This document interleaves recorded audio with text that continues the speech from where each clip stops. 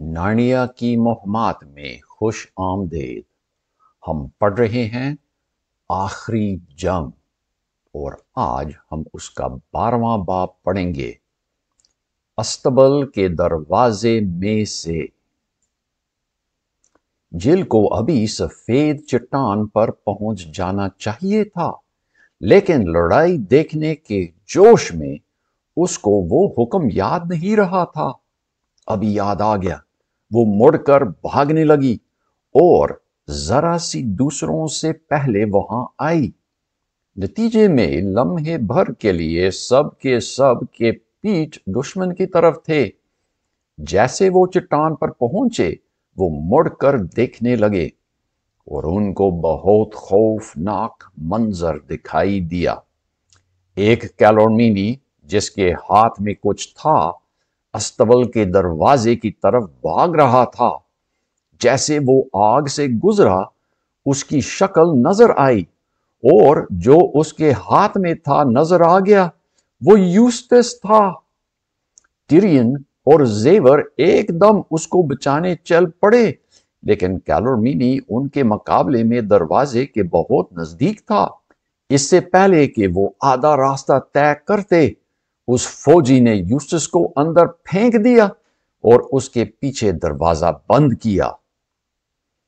5-6 اور کیلورمینی فوجی وہیں اس کے پیچھے پہنچ گئے۔ ابھی وہ ایک ساتھ کھڑے ہو گئے اور انہوں نے دروازے تک پہنچنے کا راستہ بند کیا۔ اس وقت بھی جل نے اپنا منہ پھیر لیا تاکہ آنسو کا پانی کمان پر نہ گر جائے۔ اگر رونا پڑا تو بھی اپنے کمان کی رسی کو گیلی نہیں کروں گی، اس نے کہا۔ تیر کا خیال کرنا، پاگن اچانک بول پڑا۔ سب نے جھک کر اپنا اپنا ہیلمٹ نیچے کیا۔ کتے ان کے پیچھے چھپ گئے، لیکن جب کہ کچھ تیر ان کے قریب آئے معلوم ہوا کہ تیر کا نشانہ ہم نہیں ہیں۔ گرفل اور دوسرے بونے اپنا کام کر رہے تھے۔ ابھی وہ بڑے آرام سے کیلورمینی فوجیوں کو مار رہے تھے۔ مارتے جائیں بھائیو، گرفل نے کہا، مل کر کریں، آرام سے۔ ہم ان کالے لوگوں کو بھی نہیں چاہتے ہیں جتنا کہ ہم کو نہ بن مانس، نہ شیر، نہ راجا کا شوق ہے۔ بونے صرف بونے کے حق میں ہیں۔ آپ جو بھی بونے کے بارے میں شکایت کرنا چاہیں، آپ ان کی دلیری پر شک نہیں کر سکتے ہیں۔ ان کا فرار ہو کر کسی محفوظ جگہ جانا آسان تھا، لیکن ان کو یہاں رہنا پسند تھا تاکہ دونوں لوگوں میں سے زیادہ مار دیں۔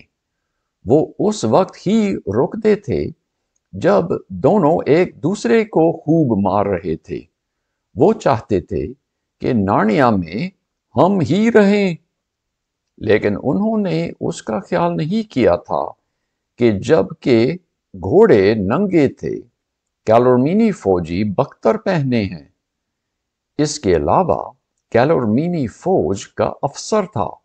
رشتہ ٹارخان چلایا، تم میں سے 30 ان کی چوکیداری کرو جو چٹان پر کھڑے ہیں، باقی میرے ساتھ آؤ تاکہ ان زمین کے بچوں کو سبق سکھائیں۔ ٹیرین اور اس کے دوست جو ابھی سانس سنبھال رہے تھے اس وقفہ کے لیے شکر گزار تھے، اور انہوں نے وہیں کھڑے رہ کر ٹارخان کو ان بونے لوگوں پر حملہ کرتے دیکھا۔ اب منظر عجیب ہو گیا تھا۔ آگ کچھ چھوٹی ہو گئی تھی اور روشنی سرخ تھی۔ ابھی پوری جگہ میں صرف بونے اور کیلورمینی نظر آتے تھے۔ اس کم روشنی میں اندازہ کرنا کہ کیا ہو رہا ہے بہت مشکل تھا۔ آوازوں سے معلوم ہوتا تھا کہ بونے خوب لڑ رہے ہیں، اور ٹارخان کے چلانے کی آواز آئی کہ جہاں تک ممکن ہے ان کو زندہ پکڑ لو۔ جیسے بھی ہو، کچھ ہی دیر میں لڑنے کی آوازیں تھم گئیں۔ پھر جل کو ٹارخان واپس استبل پر جاتے نظر آیا۔ 11 فوجی اس کے پیچھے آئے اور ایک ایک نے باندھا ہوا بونا پکڑا تھا، باقی مر گئے یا بھاگ گئے کچھ علم نہیں۔ تیش دیوتا کے مندر میں پھینک دو، رشتہ ٹار خان نے کہا۔ پھر ایک ایک کر کے 11 بونے استبل کے کالے دروازے میں پھینک دیے گئے۔ پھر رشتہ ٹار خان دروازے پر جھک گیا اور اس نے کہا، یہ آپ کی عزت میں جلائی ہوئی قربانی ہے ہمارے مالک تیش۔ اور سب کیرورمینیوں نے اپنی اپنی تلوار کو اپنے ڈھال پر مارا اور چلائے، تیش تیش، دیوتاؤں میں اکبر تیش، ان روک تیش۔ ابھی انہوں نے تیشلان کی بے وقوفی چھوڑ دی۔ سفید چٹان پر چھوٹی گروہ یہ سب کچھ دیکھ رہی تھی اور وہ سرگوشی میں باتیں کر رہے تھے۔ انہیں ٹپکتے پانی مل گیا اور بہت شوق سے انہوں نے اس میں سے پیا۔ جل، پاگن اور راجا ہاتھ میں پانی اٹھا کر اور چارپائی والے چٹان کے نیچے کی چھوٹی تالاب میں سے، ان کو اتنی زیادہ پیاس تھی کہ یہ پانی نہایت اچھا لگا اور اس کو پینے میں بہت خوشی تھی، کیونکہ پیتے وقت ان کے ذہن میں کسی اور خیال کی گنجائش نہیں رہی۔ پاگن نے کہا، جب میں اس تاریک دروازے کے بارے میں سوچتا ہوں اور محسوس کرتا ہوں کہ پو پھوٹنے سے پہلے ہم سب اس میں سے گزریں گے، تب خیال آتا ہے کہ بہت اور طریقوں سے مرنے کا شوق ہے۔ سچ میں خوفناک دروازہ ہے، ٹیرین نے کہا، بلکہ دروازے کے مقابلے میں وہ منہ کی طرح ہے۔ کیا اس سے بچنے کے لیے ہم کچھ نہیں کر سکتے ہیں؟ جل نے کانپتے ہوئے کہا۔ نہیں پیاری، زیور نے کہا، اور اس نے اپنے گھوڑے والی نرم ناک سے اس کو چھوا۔ اور یہ ممکن ہے کہ اس دروازے میں سے ہم ازلان کے ملک میں پہنچ جائیں گے اور آج رات کو ہم اس کے میز پر کھانا کھائیں گے۔ رشتہ ٹار خان استبل کے سامنے سے ان کی طرف کچھ آگے آ گیا۔ سنو میری بات، اس نے کہا، اگر جنگلی سور، کتے اور یک سنگا گھوڑا ہار مانے تو میں ان کو جینے دوں گا۔ جنگلی سور ٹسراک کے چڑیا گھر میں جائے گا، کتے ٹسراک کے کتے خانے میں جائیں گے، اور یک سنگا گھوڑے کا سنگ کاٹ کر میں اس کو گاڑی کھینچنے پر لگاؤں گا۔ لیکن عقاب، بچے اور وہ جو راجا تھا اس رات کو تیش دیوتا کے سامنے قربان ہوں گے۔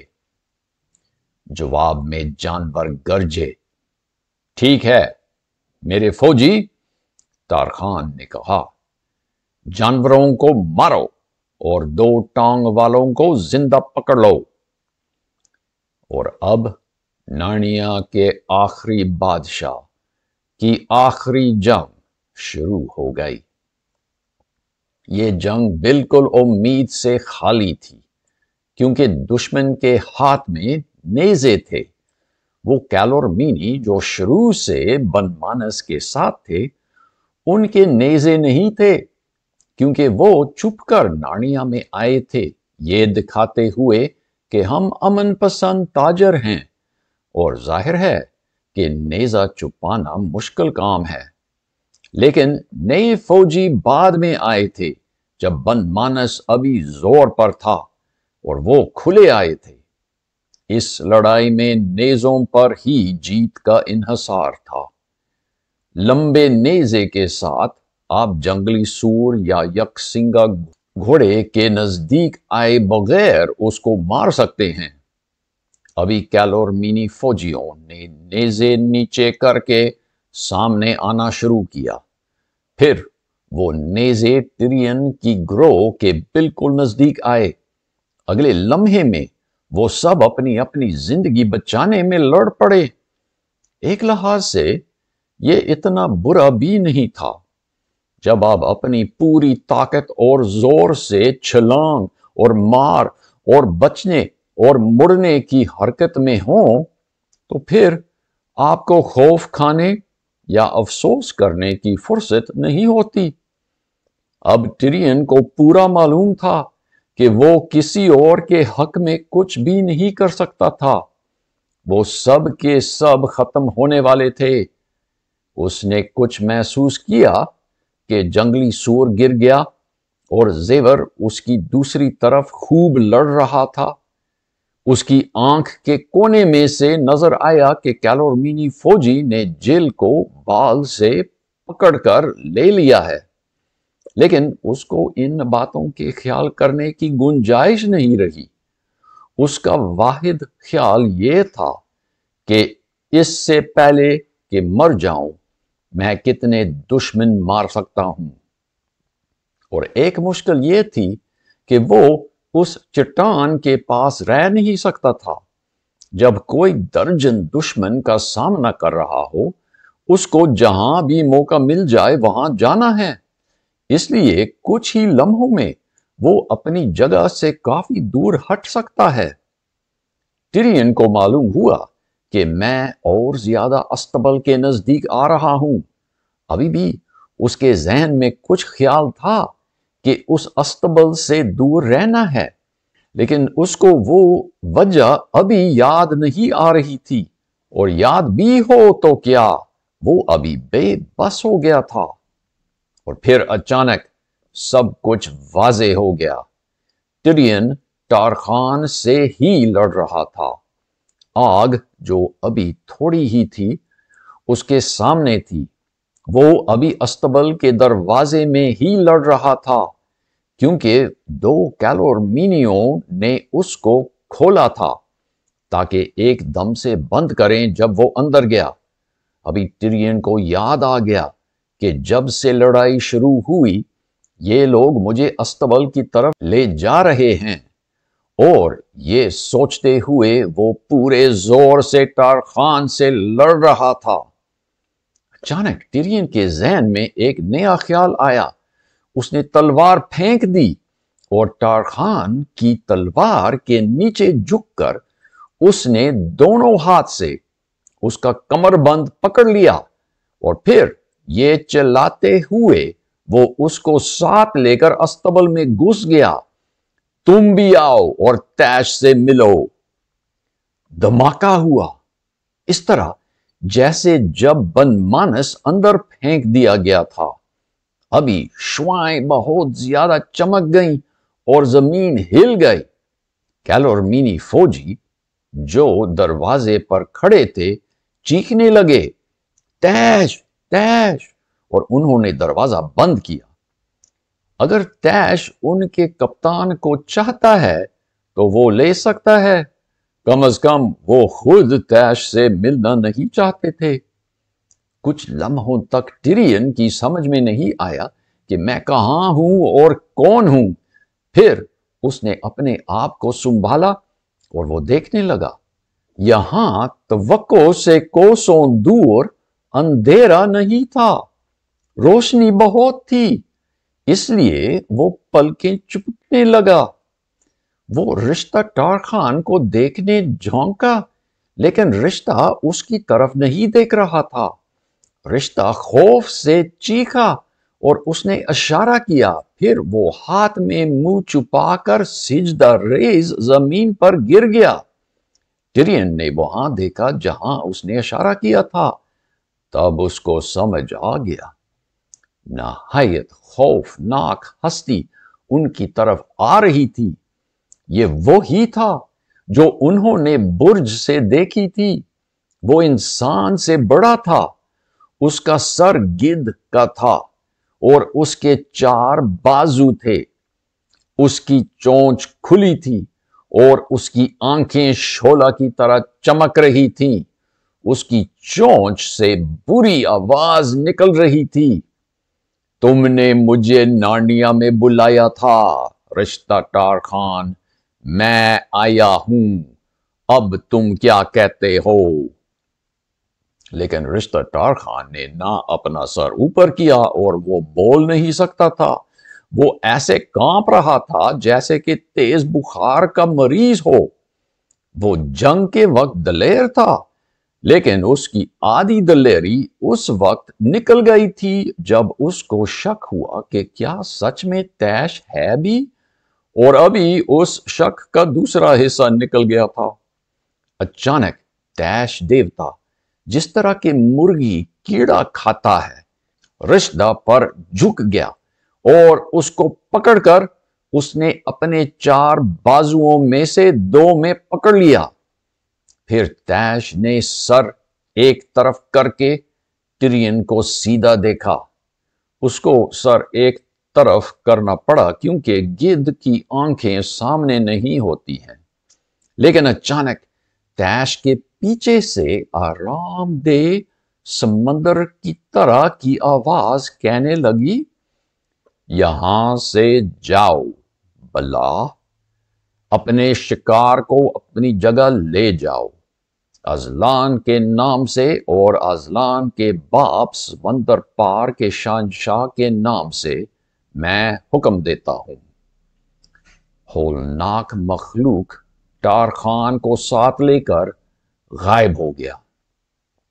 ٹیرین نے جھانکا کہ دیکھوں کہ کون بول رہا ہے۔ اس کو جو نظر آیا اس کے دل کو ایسے دھڑکنے پر مجبور کیا۔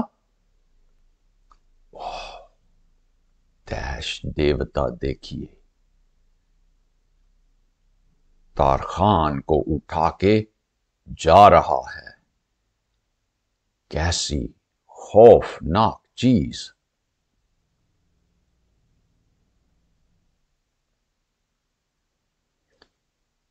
اس کے دل کو دھڑکنے پر مجبور کیا جس طرح کہ وہ جنگ کے دوران بھی نہیں دھڑکا۔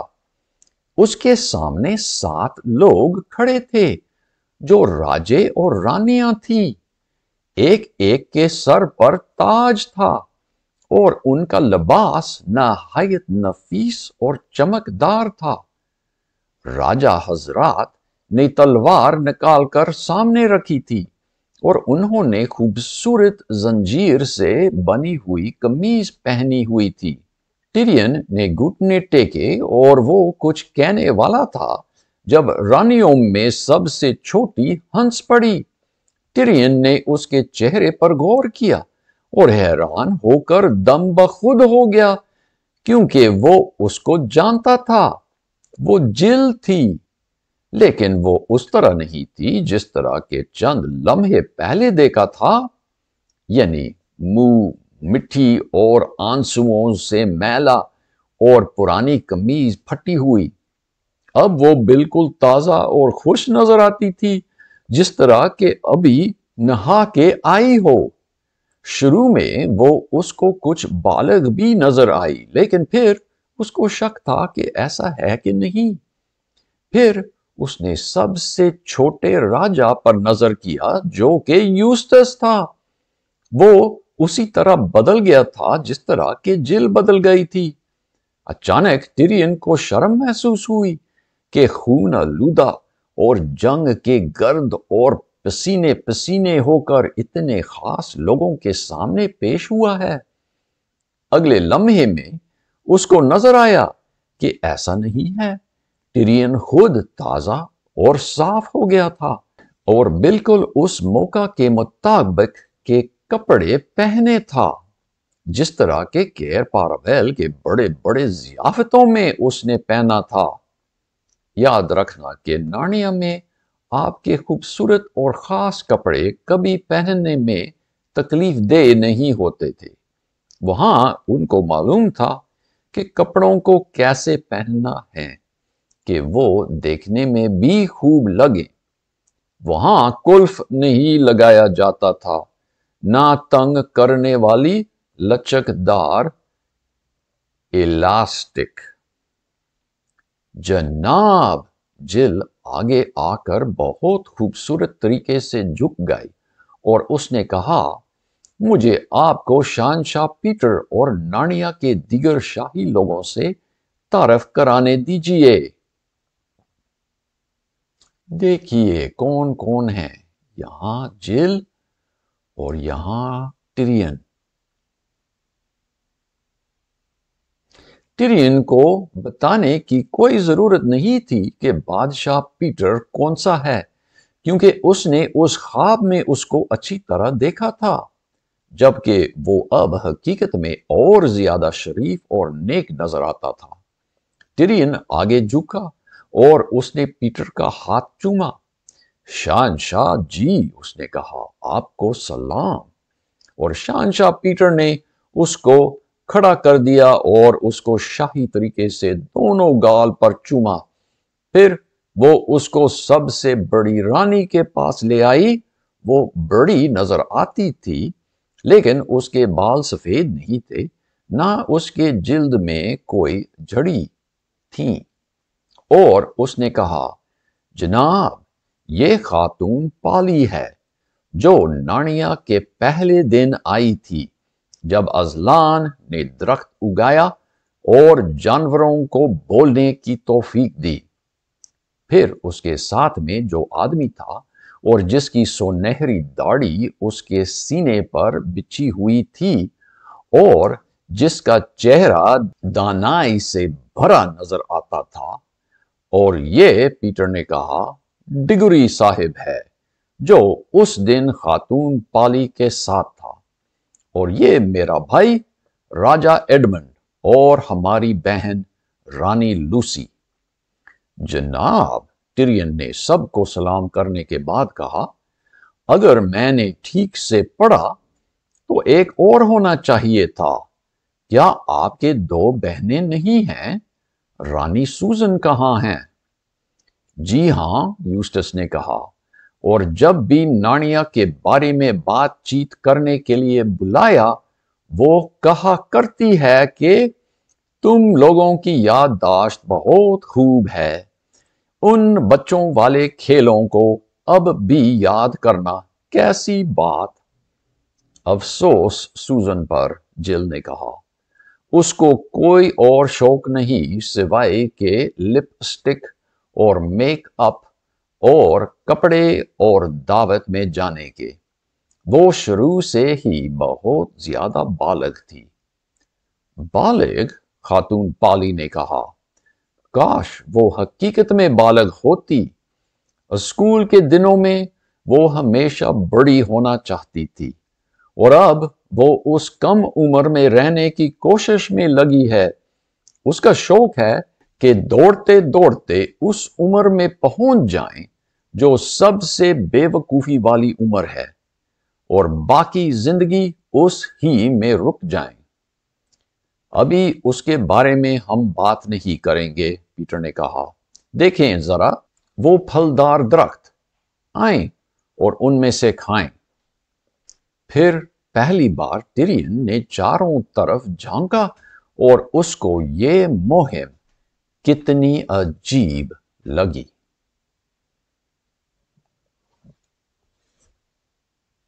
کیسی مہم؟ اب کیا ہوگا؟ اگلے چیپٹر میں ملاقات ہوگی۔ خدا حافظ۔